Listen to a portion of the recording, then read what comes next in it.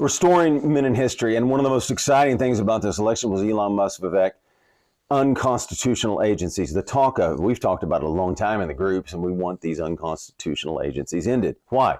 We want to return to federalism. Originally, the ratification was that the power would be divided between these states. The states gave a little bit of power to the federal government. There were few specific limited powers of the federal government. We've gotten way away from the Constitution. We're so far away that Patrick Henry and all the founders and ratifiers would be so upset for your freedom because they protected you with the Constitution. Separation of powers, federalism. So there's two ways. Separation of powers between the Congress, the executive branch, the Supreme Court, and then the powers divided between these states. The states would keep most of the powers. The federal government would have few limited specific powers, mainly dealing with external threats.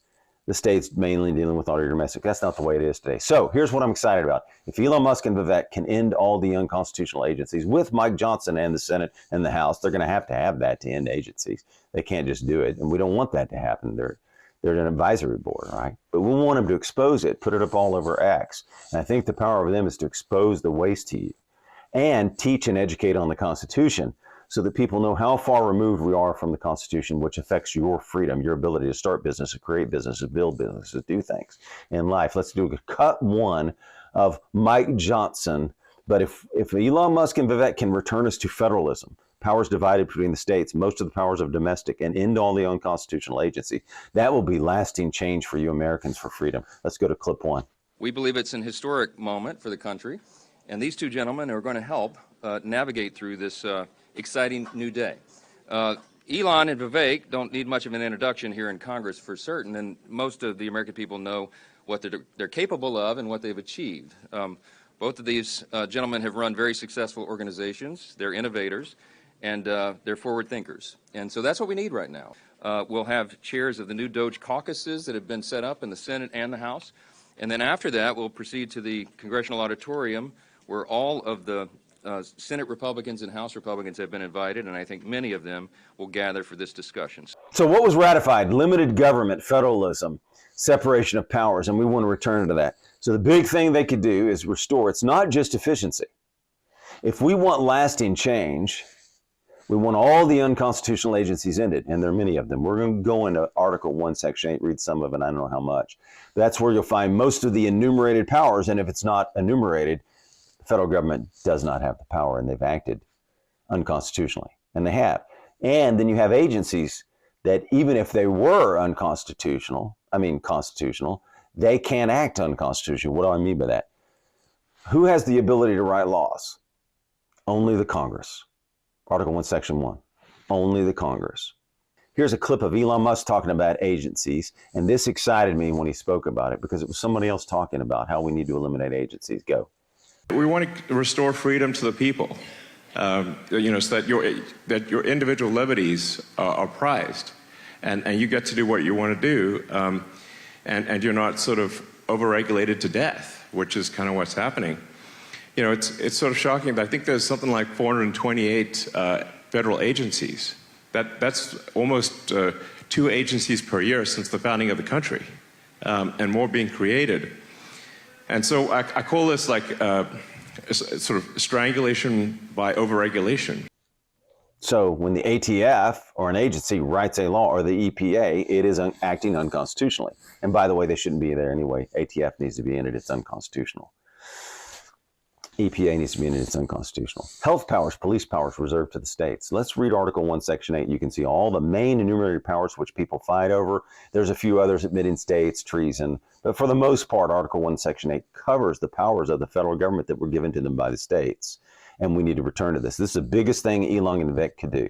Restore the Constitution. And we talk about it, restoring men in history. We've wanted this so long. To end unconstitutional agencies, to return the power to the states. Here we are. We'll read some of it, but this is the main powers. The Congress shall have the power to lay and collect taxes, duties, imposts, and excises, and to pay for debts and provide for the common defense and general welfare of the United States. So we can put it up, and you can see the rest of that. I'm not going to go into them all, but mainly we didn't have an income tax before the 16th Amendment. We had a little bit during the Civil War. Lincoln wanted it in, but for the most part, that's how we were raising revenue for the United States government. So they had that, and then we still. Anyway, to borrow money on the credit of the United States, to regulate commerce with foreign nations among the several states and with the Indian tribes. Hey, it was supposed to help commerce between states. So Dave Harrington was selling wine in California. It's supposed to make it easier, not harder. They've misapplied the Commerce Clause. Again, expanded the power of the federal government, the Supreme Court. By the way, what was supposed to be the weakest branch of the Supreme Court? They said that, and most court cases were supposed to be done in the states. That's what they thought at the ratification, that it would still be done mostly at the states, and should be, because, again, you've got the federal government in unconstitutional areas. So all the unconstitutional areas. What about the Department of Energy, Department of Education? You'll see in here. Let's keep reading. To establish a uniform rule of naturalization and uniform laws on the subject of bankruptcies throughout the United States, to coin money, regulate the value thereof and of foreign coin, and fix the standard of weights and measures. Now, to provide for the punishment of counterfeiting and securities in the current coin of the United States. Where does that give you? It gives you a window for the Secret Service, right? See? Provide for the punishment of counterfeiting the securities of current coin of the United States. That gives you the Secret Service, right? To establish post office and post roads. What does it not give you? No highways there. That's just post offices and post roads. No highways. Unconstitutional. See how far we are removed, what costs you, which inflates your prices when you're living. Social Security, unconstitutional. Now, they're going to have to deal with it now, because anybody you promised that to has to get it, right? So they're going to have to unwind and unravel that in an interesting and clever way, because it's way beyond it. To promote the progress of science and useful arts by securing for limited times to authors and inventors the exclusive right to their respective writings and discoveries. To constitute tribunals inferior to the Supreme Court. To define, now watch what you're going to see, define and punish piracies and felonies committed on the high seas and the offenses against the law of nations. Now, see, most of these are external. To declare war. By the way, who has the power to declare war? Congress, not the president. Grant letters of marque and reprisal, and make rules concerning captures on land and water, to raise and support armies. So they'll just put the rest of these up. To provide and maintain a navy, to make rules for the government and regulation of the land and naval force, to provide for calling forth the militia. You get the theme here? It's mainly external threats, right? They shouldn't be involved in any of these domestic issues. They don't have police powers. They don't have health powers. Medicare, they're going to have to unwind because they don't have the constitutional authority for it. It doesn't matter what, by the way, Supreme Court cannot amend the Constitution. That's Article 5. You got to amend the Constitution with Article 5. It doesn't matter if it's good. It doesn't matter if you like it. It doesn't matter if you think it's a fantastic idea. All that matters is it unconstitutional or is it constitutional? That's all that matters for your freedom. To provide for organizing army and discipline and militia. You can see these are external threats. This is what was written, and they fought over this. Erection of forts. Now, here's the key. To make all laws which shall be necessary. Is that where they end it? No, they don't end it there. To make all laws which shall be necessary and proper for carrying into execution the foregoing power. So it's clear. Judges like to confuse and debate it so they can expand power of the federal government, but it's clear. And they made it even clearer with an amendment. Which shall be necessary and proper for carrying into execution the foregoing powers. And all other powers vested by this Constitution, the government of the United States, or any department or officer thereof. So see that last line? That's key. The foregoing powers. Very clear. They can't just make laws for whatever we do. And a judge cannot write law. Supreme Court, the weakest branch. And they've done that through history. They can't. All that can be undone. So they can eliminate agencies that aren't unconstitutional. They're going to have to teach and educate on it. So the biggest thing I think Elon and Vivek can do is teach the Constitution and explain why this harms your freedom and why, most importantly, it's unconstitutional. And we have a Constitution to protect your freedom if you protect it. Constitution protects you if you protect it. And the way to protect it is to eliminate all these unconstitutional agencies. Now, if that wasn't clear enough, Article 1, Section 8, here's the 10th Amendment. Here's very clear, and by the way, I know the whole ratification process. Massachusetts, Virginia, New York wouldn't have come in. That's why they wrote this Federalist paper. We're going to get to 245 in a second. The power is not delegated to the United States by the Constitution, nor prohibited by it to the states, or reserved to the states respectively, or to the people. That was fought over. Virginia, Mass, New York said, Virginians said, no Bill of Rights, which this is the 10th Amendment of the Bill of Rights, no Virginia.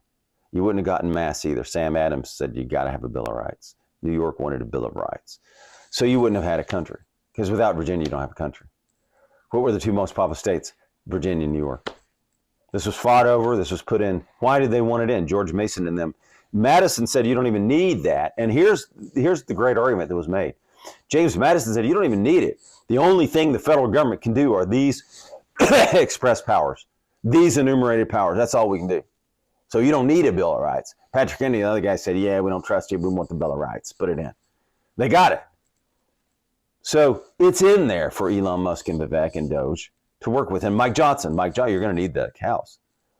We want separation of powers. So you just can't have the executive branch doing things, an advisory board doing things. You got to have Mike Johnson. So Mike Johnson, here's your evidence too. It's on the paper, 10th Amendment. That's very clear, isn't it?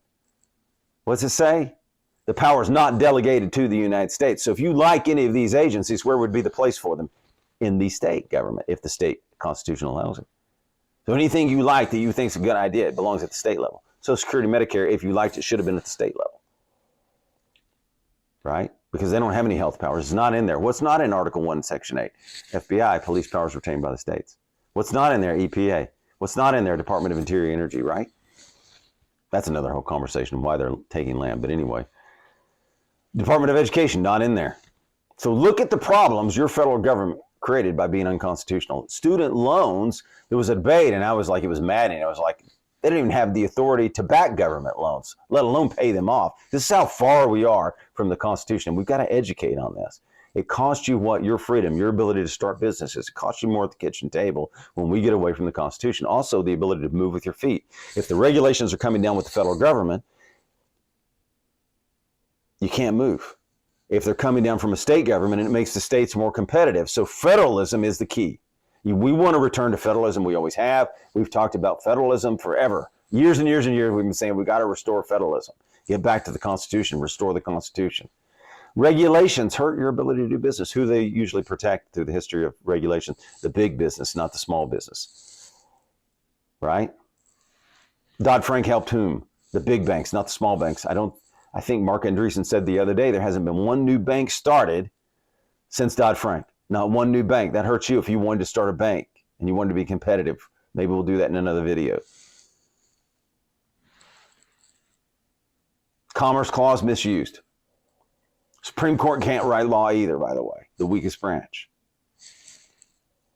So the real change can be and have lasting impact is if we eliminate these unconstitutional agencies and we don't allow any agency to write a law because they can't.